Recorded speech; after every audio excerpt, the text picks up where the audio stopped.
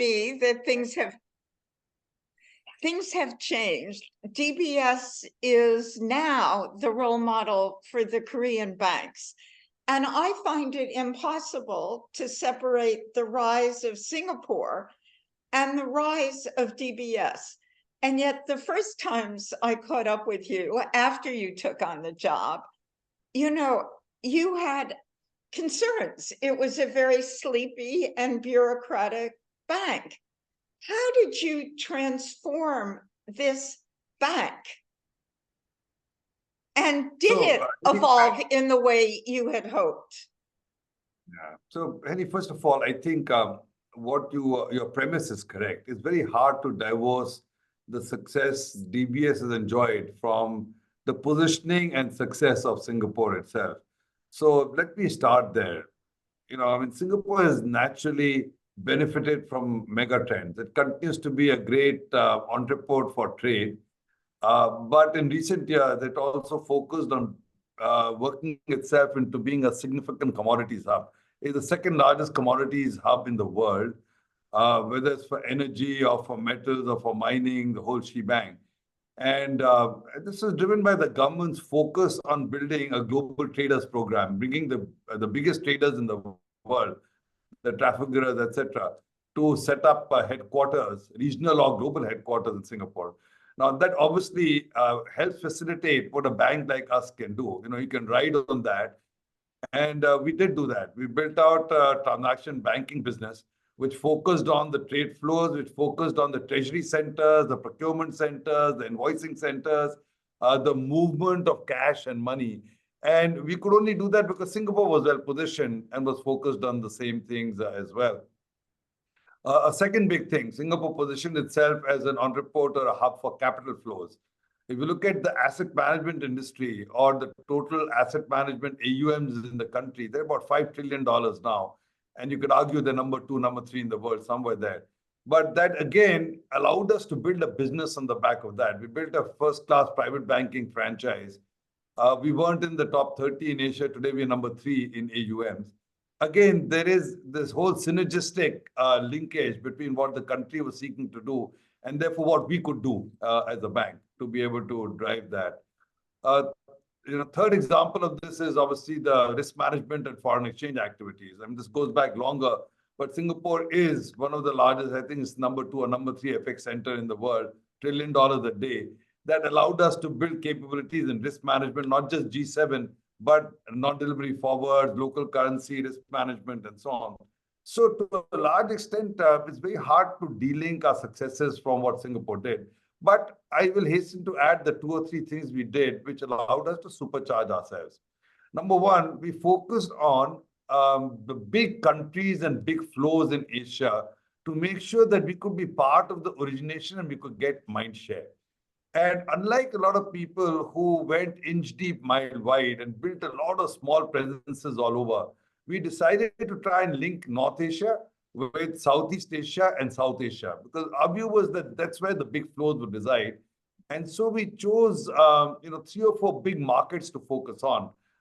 China, India, Indonesia would anchor it. Obviously, Singapore, Hong Kong are big financial hubs, and Taiwan is another location. And we chose these because we said, if you're going to try and leverage what Singapore stands for, we must be in the countries that matter, which are going to drive some of this activity and flow. It's instructive because if you look at the difference between us and many of the other Asian players today, including the Koreans, nobody is in India, but DBS is. Nobody has the right presence which covers these mega flows that we've been able to do. So I think that is one takeaway. We went to where the business was, we went to where the countries were, and we invested in building credibility so we could participate in this flow of capital and trade. A second thing that we did, which frankly in some ways we led the charge and the country also followed, was this embrace of digital transformation. It's true what I told you earlier. In 2013, we first went to Korea to see what Hana Bank and Shinhan Bank, etc. were doing. We thought they were reasonably cutting edge. They're still very good, by the way. I have a lot of respect for what the Korean banks can do digitally. But we decided to embark on a transformation program, which was, I think, perhaps the most comprehensive of any of the banks in the region, perhaps globally. And that program was architected on 3 pillars, not just 1 pillar. Right? This is an important takeaway. The first pillar is redoing the technology stack. Again, a lot of banks have tried to approach digitization by focusing only on the customer-facing front ends, the apps at the front. We took a view that we wanted to effectively try to be as close to a technology company as possible. And we attacked everything from the backend systems to the middleware. We moved from the mainframes to the x86 server farms. We moved from the big license software to open source software. So we really fundamentally rethought the technology stack, and we went for broke in trying to be like a big tech in that regard. But the second and third pillar that we did were really important, because I don't think you get a complete transformation without addressing number 2 and number 3 as well. Pillar number 2 was this idea of customer obsession. We figured that when you look at Uber, or you look at Airbnb, they're different not just because they're different technology. They're different because they've redefined the job to be done. They've really thought about what is it that the customer truly wants. And they've mapped the whole processes outside in to solve a very different perspective on the customer need and the customer value proposition. So we spend a lot of time learning how to do that. The outside in thinking, customer design thinking, journey thinking, teaching all our people to do that, instrumenting everything, being able to get observability at every level to what is the customer going through, what's the customer seeing, and focusing not just on the hardware, which is all of these processes and so on, but the hardware as well. The customer value proposition, the service culture, this empowering our people to be able to put the customer centricity at the center of our decision making and so on. So I call it the second pillar, really embracing customer obsession, at an extreme. And then the third pillar, which I think we are somewhat different from a lot of other players, is we focus very hard on culture, on trying to create a culture which is, we called it loosely a startup culture. But that means, how do you create a culture which is agile, which is nimble, which our people are willing to take some risk, our people are willing to be entrepreneurial, our people embrace a learning organization, and most important, become data-driven. That we just put data at the heart of everything. So we call it a data-driven operating model. We now call it an AI-infused company, because obviously data leads to artificial intelligence. I'm a big believer in culture by design. I don't think cultures happen because you write emails. Cultures happen because you got to design and create the behavior enablers, nudges, etc., to get the right kinds of behaviors and ways of working in the company. We've extended it today to being agile at scale and working horizontally, as an example. But that's the third pillar. So I think our digital transformation across these 3 different pillars was important. And that allowed us to actually be a trendsetter and also catalyze a lot of change at the country level itself. Whether it is creating infrastructure platforms which are national, there's a strong sense of public-private partnership in Singapore. And maybe we can come back to that later. But when you ask me, so how did you drive the change? I'd say those 2 things. We participated in the national agenda, but we also took digital transformation to a level and degree that a lot of other people had not. It's interesting to me that you would have thought Korea was a relevant model. East Asia, banks everywhere are a proxy for economic growth. But in the countries of East Asia, they follow their customers abroad, right? So I had a very interesting discussion years ago with one of the Japanese banks. And the question is, when and how do you decide to open a branch or move into a different country? And this Japanese bank said, we look at 3 companies, and when they go abroad, then we decide it's ready for us. And those 3 companies, very interesting. One of them, Asahi Glass, industrial glass. One of them, Ajinomoto, domestic spices. And the third one, Shiseido, cosmetics, retail consumer demand. But you didn't have significant manufacturers to follow, to be, to ride on. And yet, one of the reasons I have Singapore envy is Singapore, to your first point, is a much more diverse economy than Hong Kong. And you do have some manufacturing. Your first comments about metal and energy and mining, so when I look at Hong Kong, I only see banks. When I look at Singapore, I see the big commodity trading companies. I see the biggest asset managers. And I think your point about diversifying in all corners, family offices, wealth management is so critical.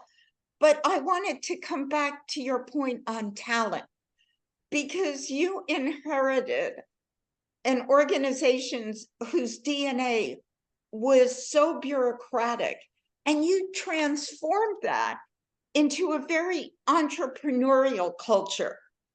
Did you completely change your recruitment? Did you spend so much time on training?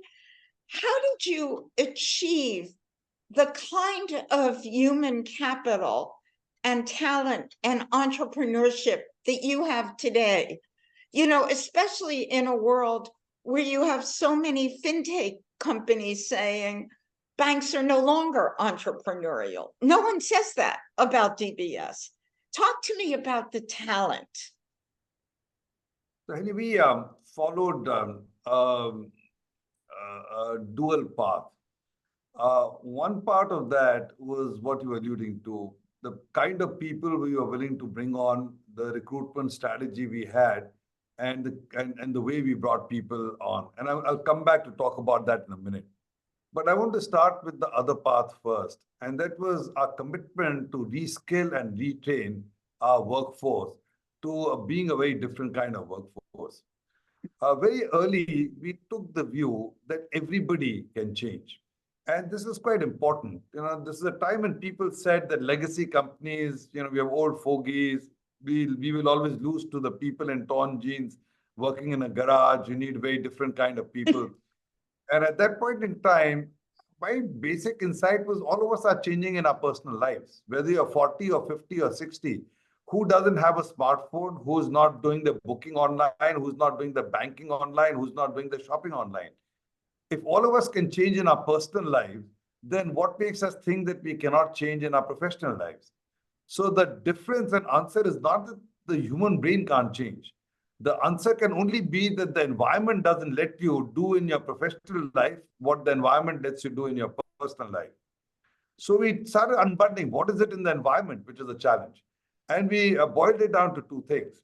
One, adult learning, you learn by doing. You got to create lots of opportunities for people to get their hands dirty and to do bite-sized education.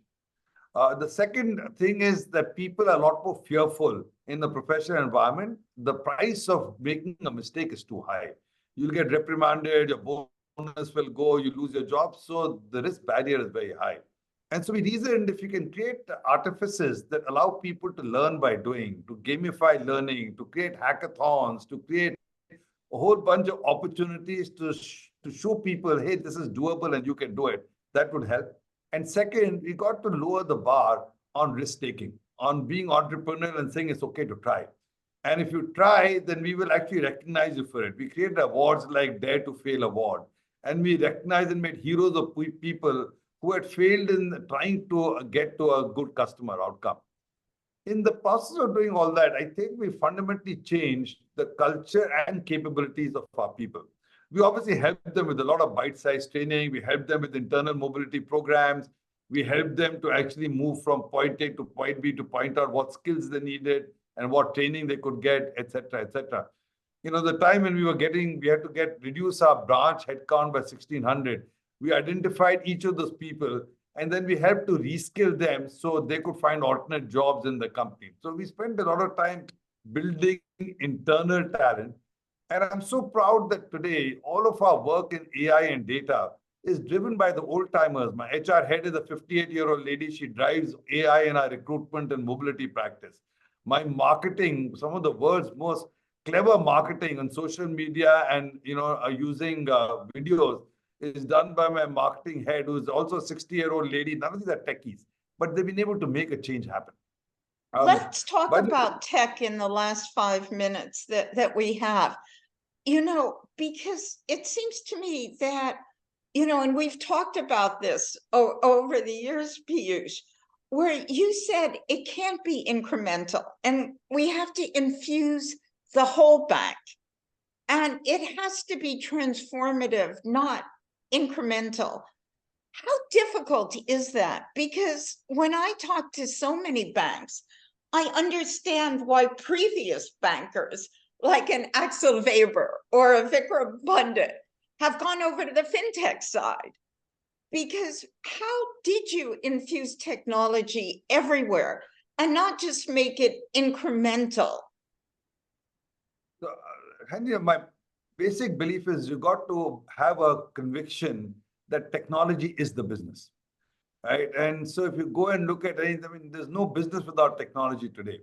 And therefore, we started with actually creating platforms, and we co-led the platform with one business lead and one technology lead. We called it 2 in a box.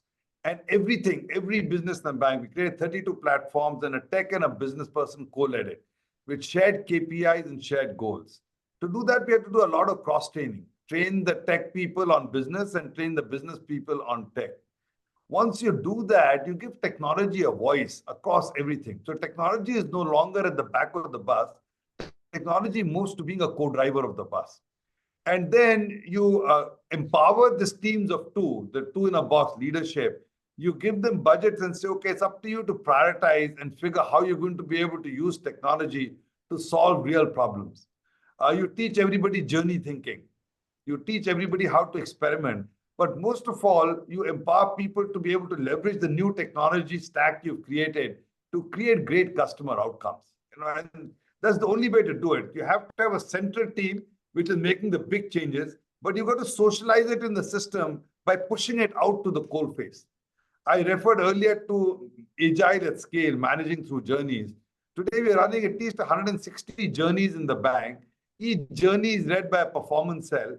And the performance cell includes the tech people and the business people working side by side to figuring what are the best customer outcomes you can get.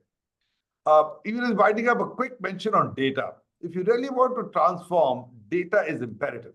You have to be able to create the data lakes. You have to be able to create the data models for AI. But most important, and where most companies fail, is it cannot be held in an ivory tower. You have to socialize it by giving it again into the coalface. So the people who are managing the journeys, the people who are managing the flywheel, they must know how they actually experiment and iterate with data and AI to continue getting a lift and getting the best customer outcomes. And to do that, you have to empower the people at the coalface and educate them a little bit. One final question before we run out of time, Piyush, and that is this. Is there potential downsides to the extensive use of AI and sourcing these decisions? Will there be less innovation? Will there be less inclusion potentially? So I think there is potentially a lot of downside, Annie. So I actually am quite schizophrenic on the matter. One part of me says, if you remember what Chuck Prince said, when the music's on, you got to get on the dance floor. And one part of me believes that the music is playing and you have to do what you can for your customers, for your shareholders, for your employees. And data and AI is remarkably powerful to get extraordinary outcomes for each of those stakeholder groups. But the other part of me recognizes what you say. First of all, most basic, AI itself, we don't know where it's going. Hallucination, deep fakes, the capacity of AI to be misused, that's very real. Second, it's a question of what is ethically right. If AI results in a lot of job loss, then you got to go and figure as business leaders, how do you make that transition? I mean, your job is one of your roles is to create employment, jobs, opportunity for your people. If you can't do that, are you doing the right thing or are you doing the wrong thing? So we try to put guardrails. We have a program called, appropriate use of data. We've got a rubric called PURE. The data and AI must be purposeful, unsurprising, respectful, and explainable. We put a lot of guardrails to make sure that we protect as far as we can around unintended consequences.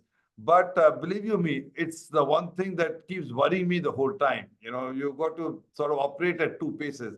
You got to do what can be done, but you got to keep worrying about the potential adverse consequences as well. Piyush, thank you so much. I only regret that I'm not sitting with you in Singapore, but I hope to soon. I look forward to it too, Henny. Thank you so much. Take care. Bye now. Isn't he